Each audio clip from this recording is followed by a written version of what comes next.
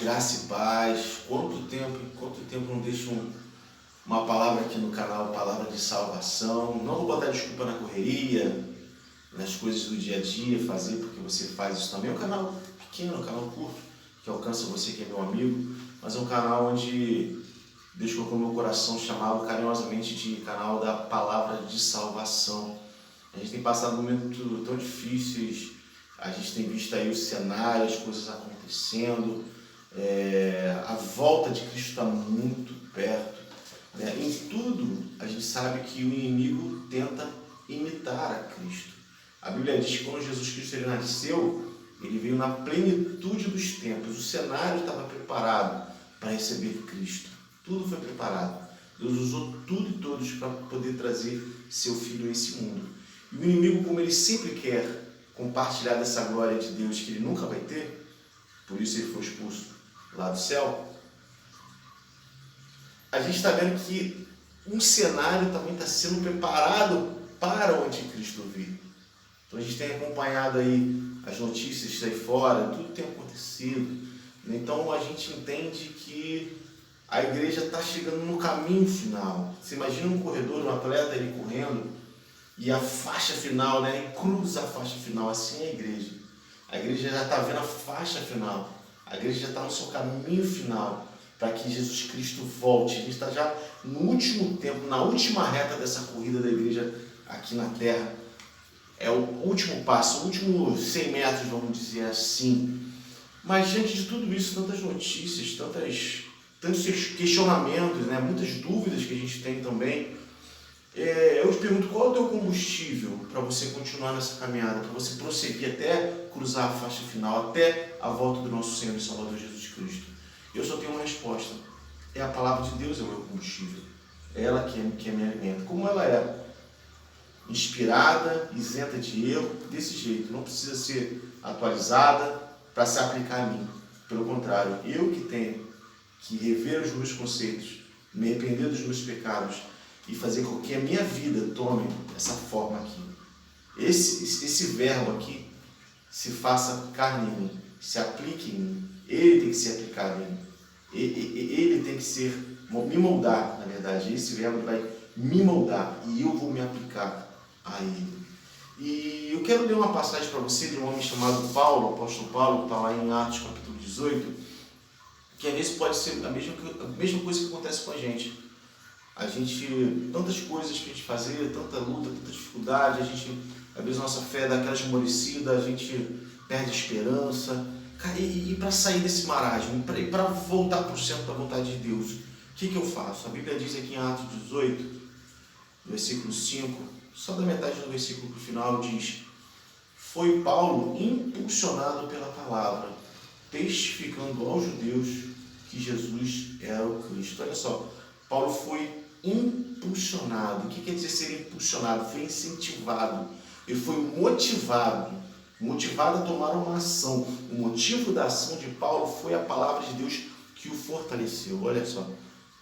Então o que eu quero conversar com vocês nesses breves minutos é que a palavra de Deus é ela que vai me dar essa força. A palavra de Deus que vai me mover, me comover de tal forma a tomar uma atitude, sair da minha zona de conforto, sabe?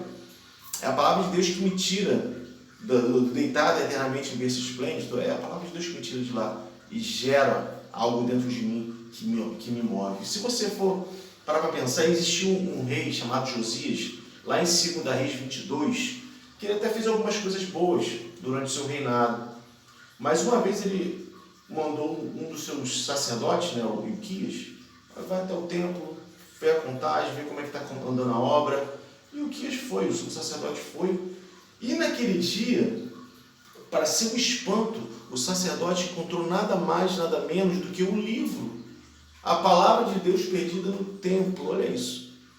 Ele ficou abismado porque entrou no templo e encontrou a Bíblia.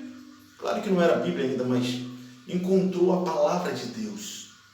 Ele encontrou as escrituras perdidas dentro do templo. É a mesma coisa que um pastor hoje querer conduzir o seu ministério perdido a palavra, tendo perdido o caminho da palavra. Então ele estava até com algumas coisas boas, algumas intenções boas, mas eles não tinham a palavra para impulsionar.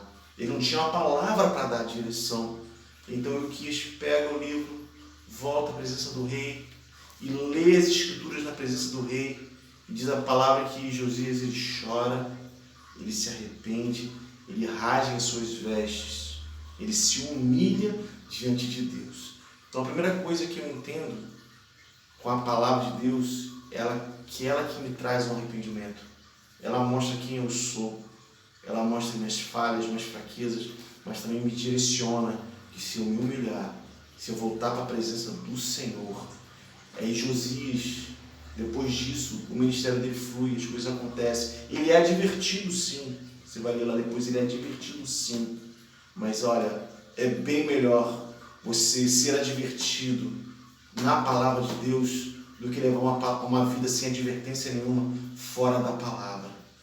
E outra coisa que me chama a atenção também, quando eu falo de palavra de Deus, da palavra de Deus me motivar, ela me levar a ter uma ação baseada na Escritura, como teve Martinho Lutero nos 5 solas, e um deles é só a Escritura. O que me chama a atenção é quando Jesus Cristo ele vê lá os discípulos, Pedro, João, Tiago, passaram a noite toda pescando e não pegaram nada, você conhece a passagem. E Jesus fala, vamos um pouquinho mais profundo. Joga a sua rede pela direita, lado direito. E Pedro ele fala, Senhor, olha, durante toda a noite nós estivemos aqui pescando, lançamos a nossa rede e não pegamos nada. Mas ele diz, olha, mas sob a tua palavra nós lançaremos a rede. Pedro está dizendo, impulsionado, eu já fiz tudo, já tentei. A minha parte eu já fiz, mas agora eu vou fazer impulsionado pela tua palavra. Agora eu vou fazer direcionado pela palavra que sai da sua boca, pela palavra, pela sua orientação. E a Bíblia diz que eles lançam a rede e aí vem aquela rede cheia de peixe. A nossa obediência à palavra de Deus, o impulsionamento que nos dá, a motivação, nos faz colher muitos frutos, nos faz encher os nossos celeiros, nos faz ter as nossas redes cheias, fartas, porque nós fomos obedientes. Então, a segunda coisa que eu observo aqui é que lá como Paulo, impulsionado, ele comprovou que Jesus era o Cristo baseado na palavra. Josias tem um arrependimento, porque ele tem um encontro com a palavra. Os discípulos, eles são bem-sucedidos naquilo que eles fazem, porque ele tem um encontro com a palavra, porque eles obedecem à palavra. E aí eu também lembro dos 2 discípulos no caminho de Emaús. Jesus conversa com eles. Até então eles não sabem que aquele ali era Jesus. Eles estavam tristes. E aquele homem que era Jesus se aproxima e fala, por que vocês estão tão tristes assim? O que vocês conversam pelo caminho?